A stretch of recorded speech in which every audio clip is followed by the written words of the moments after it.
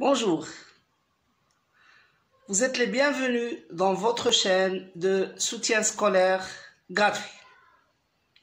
Aujourd'hui, nous allons parler d'un sujet très important, un sujet qui est en étroite relation avec la nature et avec l'environnement.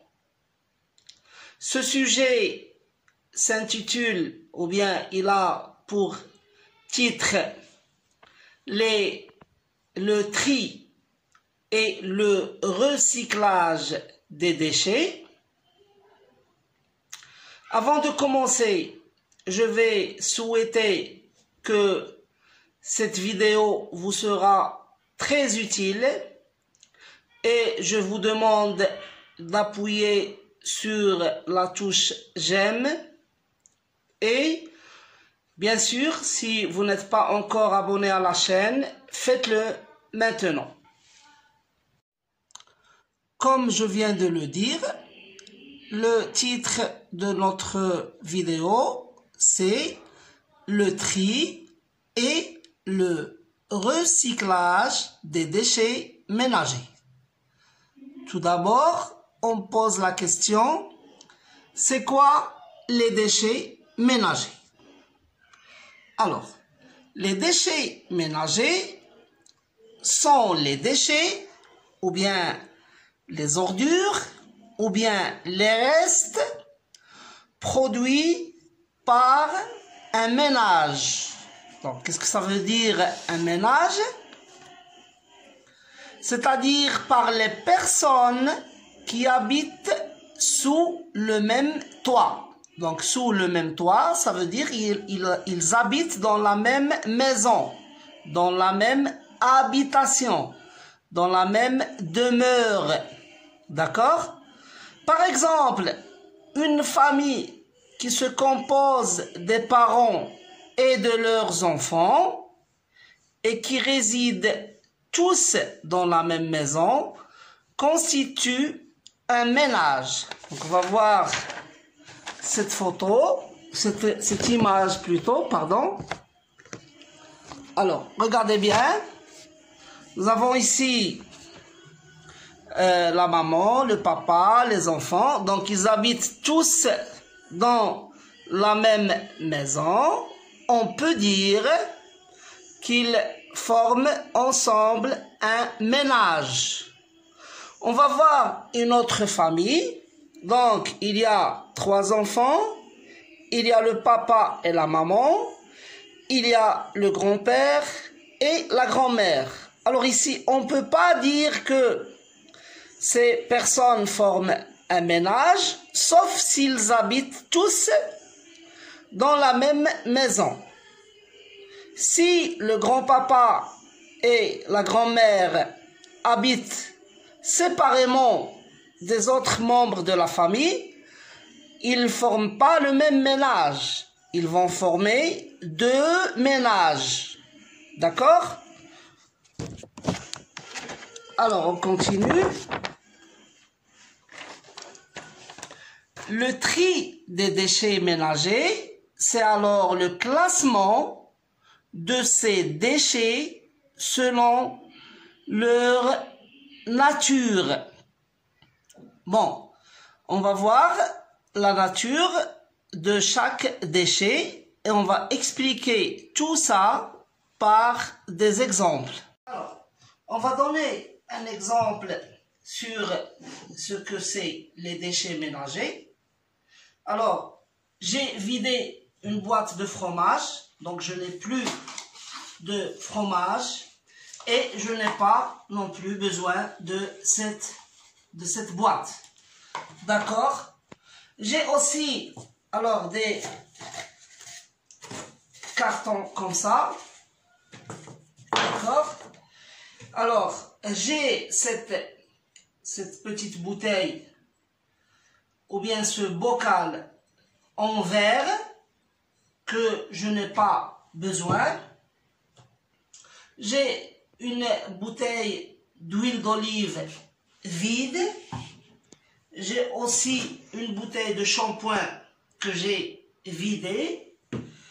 J'ai aussi un bac en plastique dont je n'ai pas besoin. Cette boîte aussi que je n'ai plus besoin. Alors je vais normalement jeter tout ça. Une boîte, plutôt une petite bouteille d'eau. Alors j'ai fait du café ce matin. Donc j'ai vidé la cafetière et il me reste le marc, d'accord? Alors que je vais bien sûr jeter. Il y a aussi les restes d'un thé à la menthe que je viens de faire tout à l'heure. Bon, j'ai ramené une boîte en carton que j'ai demandé à mon épicier. Alors, et ici, j'ai aussi un morceau de pain qui est devenu trop sec, qu'on ne peut plus manger. Donc, je vais vous montrer qu'est-ce qu'on va en faire. Alors, ça c'est mon sac poubelle. Alors, je vais mettre le reste de mon café dans mon sac poubelle. Je vais aussi mettre le reste de mon thé à la menthe aussi dans mon sac poubelle pour laver ma théière. Regardez bien.